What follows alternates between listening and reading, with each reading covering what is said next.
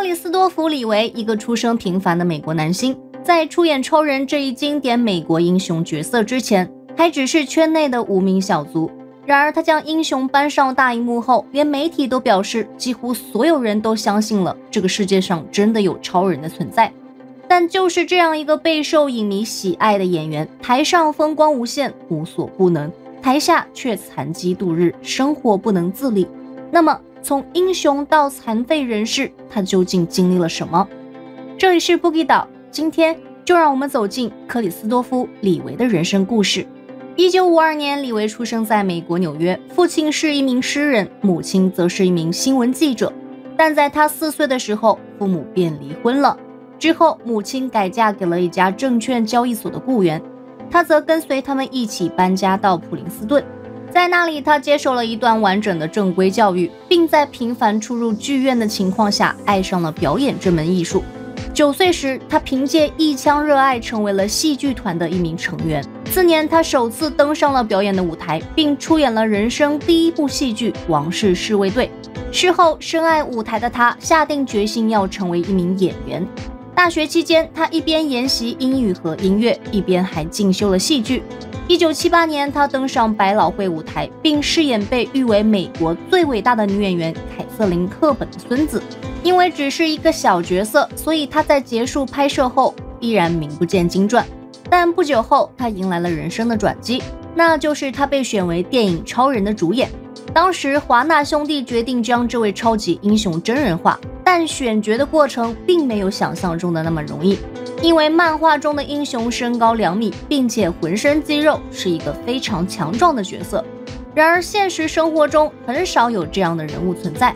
而就当所有人都在为此烦恼的时候，身高1.93米的李维出现在了他们的眼前，因此他们当机立断定下了这个演员人选。但当他们连续3次把他的简历放到制片人面前时，却都被退了回来。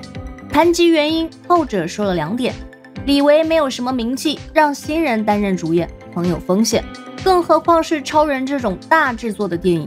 他虽然在身高上勉强过关，但他的身材太瘦弱，像个竹竿一样，与大众印象中的强壮超人完全不符。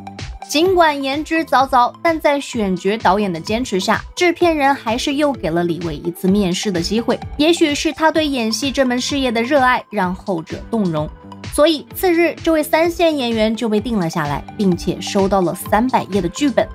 为了演好这个角色，李维也制定了完美的饮食和运动计划。于是他每天锻炼3小时，从不懈怠，食物也都是清淡为主，努力总有回报。在短时间内，他增重了14公斤，并练就了一副满身肌肉的完美身材。值得注意的是，在开拍之前，制作方建议李维大可不必那么拼命，因为到时候他只需要穿上肌肉衣，一样能呈现出英雄的强壮形象。但他拒绝了，并表示他喜欢真实的东西，所以他宁愿真空上阵，也不会欺骗观众。因此，这才有了被媒体评为最经典的一版超人。影片上映之后大受好评，他还收获了1.34亿美元的票房成绩，在当时的电影史上排名第6。在海外其他市场的表现也非常亮眼，不断打破各种纪录。比如在日本那边上映之后，票房纪录直到往后的50年都没有电影可以打破。虽然这部影视作品备受喜爱，但它的辉煌时刻也渐渐走到尾声。据传，当时华纳兄弟和片方导演的关系很差，总是为了利益吵得不可开交，甚至闹到最后，他们将导演踢了出去，自己另寻指导演员开拍作品。但被开除的人心有不甘，于是他决心和资本主义对抗到底。因此，超人2这才有了2个版本。当然，作为该系列的主演，李维依然坚持到超人4。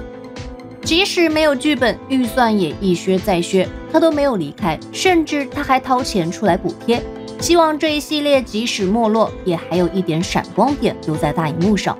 而他也因此获得了英国学院最具潜质新人奖。在美国评出的超级英雄 Top 100中，超人常年位列第3。他是真正寄托了正义的化身，是无所不能，是美国之梦。而李维饰演的这一版也被大众评为是最符合原著的一版。当时有人表示，李维让我们相信超人真的存在，我们每一个人也有可能成为最好的人。正如同他对待超人角色的认真一样，李维对待自己的演员生涯要求也是很严格的。在超人系列成功之后，他没有让影迷失望，而一再重复同样的角色，而是积极探索不同类型的表演机会。于是在超人之外，李夫再也没接过英雄一类的角色，甚至避免和科幻、冒险、动作类影片扯上任何关系。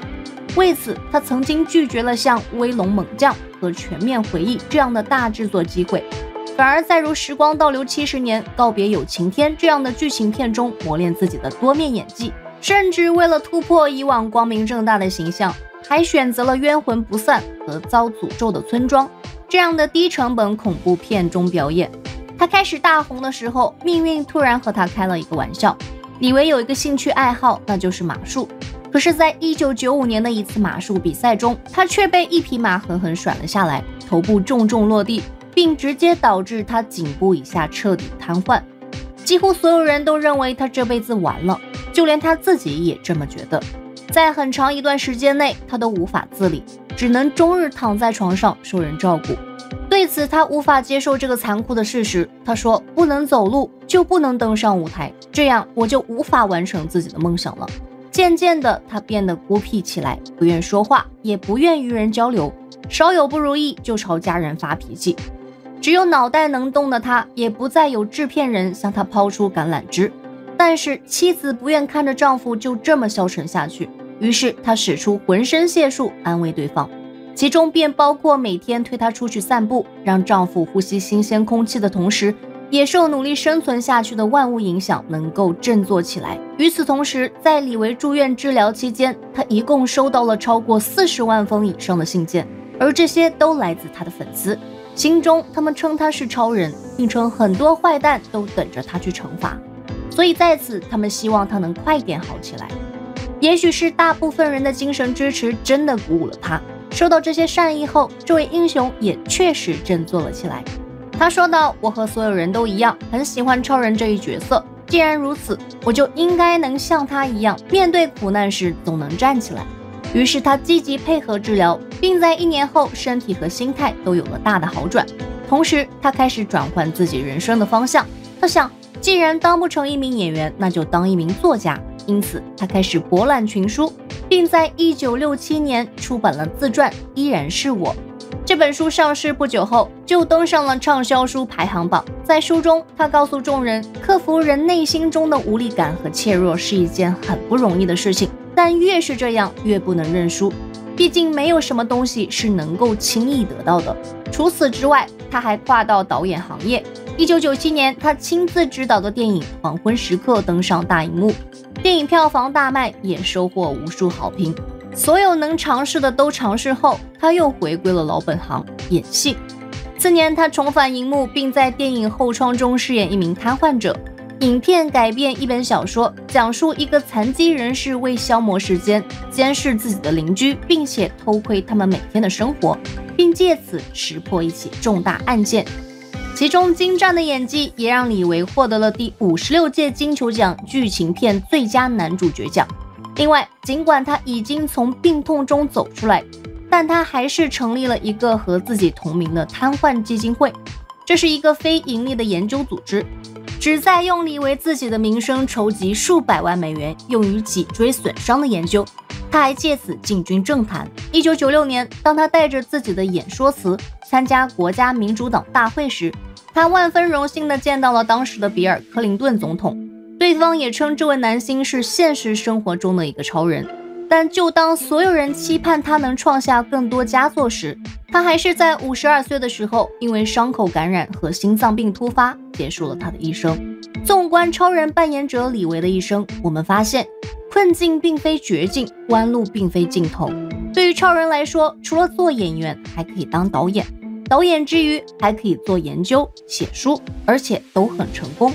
克里斯多夫·李维的一生也赋予了英雄一个更真实的定义，让无数看过超人的人都受到感染，让观众觉得人是可以飞翔的，而梦想也同样如此，只要不服输，就能飞翔在天空中。对于演员来说，能出演一个知名的角色，并依赖角色迅速增长人气和声望，是一件很幸运的事情。而亨利·卡维尔就是最典型的例子。作为超人钢铁英雄中的超人扮演者，至今为止，不少影迷仍认为他是最还原该英雄人物的演员。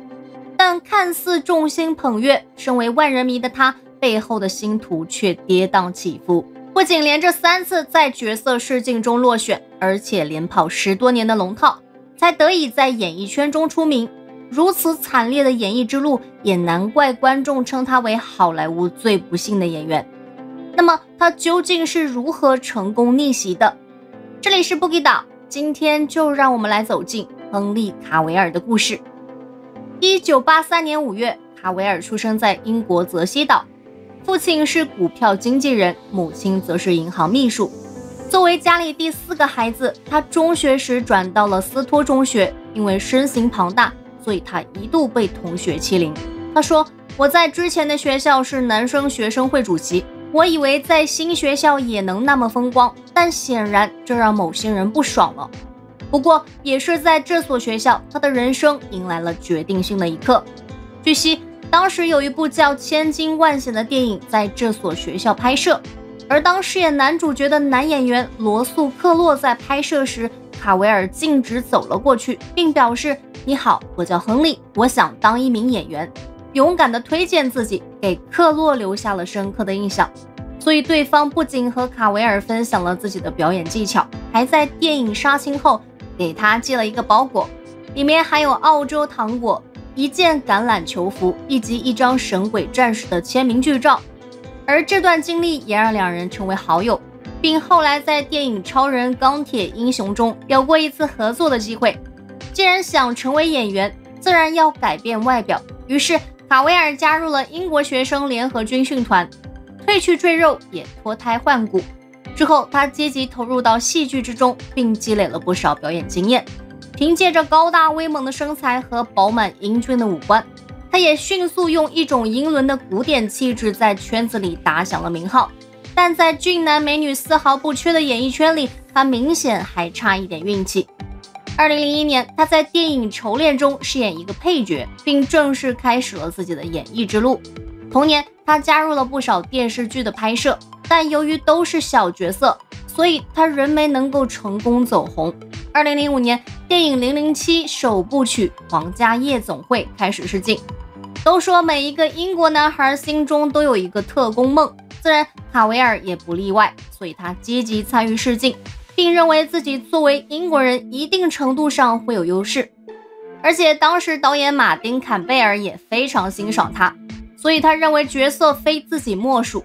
但没想到投资方看不上他，认为另一名男演员丹尼尔·克雷格更适合出演，因此卡维尔惨遭落选。被投资方放弃的他却没有放弃自己的演艺生涯，很快他又跑去哈利波特的剧组试镜，希望能饰演其中一个角色西追迪戈利，可他再次落选，原因是导演认为他年纪有点大，而这个理由他不只听到过一次。试镜《暮光之城》时失败的理由便同样是这个说法。讽刺的是，成功当选这2个角色的演员爱德华·库伦只比他小3岁。而且当时《暮光之城》的作家曾多次在社交场合表示，卡维尔就是他想象中最完美的爱德华。可想象终归太过美好，现实只有一次又一次的落选。就连后来使他成名的电影《超人钢铁英雄》，在一开始他也是面试中的失败者。当时制作方希望找一个和克里斯多夫·李维相似的演员，不巧参加试镜的演员中，演员布兰登·劳斯比卡维尔更像李维，所以卡维尔第3次试镜失败。另外，选角方提到，就算不是面貌，卡维尔的身高也不够格，因为所有饰演过超人的演员都是1.9米以上，而卡维尔的身高只有1.85米。次次试镜，次次失败，卡维尔的星途确实坎坷，就连媒体都称他是好莱坞最不幸的演员。好在电视剧《都铎王朝》慧眼识珠，发现了他的核心竞争力，那就是他的好身材。于是在后来的3年里，他都在该剧集中锻炼自己的演技和身材。而这部电视剧最终也反应热烈，分别于2007年和2008年被提名金球奖和艾美奖，这也强化了卡维尔的事业。他说，他的完成让美国的每一个观众都认识了我，我有更多的卖点，这都是他的作用。3年后，他再次利用身材主演了电影《战神世纪》。据悉，这部电影虽然在上线第一天票房就高达1480万美元，但它还是被评为烂片，原因是剧情老套，并且画风老旧。很多观看过电影的观众表示，要不是因为有一群外形优秀的男演员，这部片子几乎都没有人观看。知名影评人罗杰·埃伯特也表示，毫无疑问，《战神世纪》是我们看过的最赏心悦目的烂片。不仅赏心悦目，也让卡维尔的夙愿得以完成。同年1月，媒体宣布卡维尔成为超人钢铁英雄中的超人扮演者。对于这个决定，该部电影的导演给出的解释是，卡维尔的阅历和超人这样充满矛盾的角色同步，虽然终于当选，但卡维尔高兴之余还感到欣慰。他表示，10多年过去了，我终于能出演这个人物。不过我从来没有放弃过，我一直都有健身，让我的身材保持最完美的状态。多年的等待确实是值得的。影片大获成功，卡维尔也被媒体称为穿上都棚和 S 型盾牌的完美选择。对此，这位超人表示，在超级英雄的盛典中，超人在所有的角色和时刻中是最被认可和尊敬。我很荣幸能成为他重返大荧幕的一部分。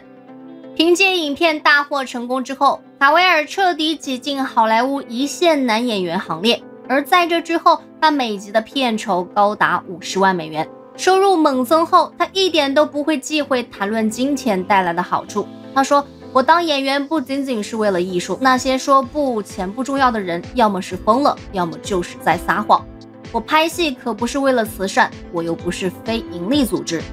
于是他拿钱开始了他的奢华之旅，买了房子，还坐头等舱到处旅行。当然，一个人旅行难免孤单，所以他偶尔还会带上自己的女友。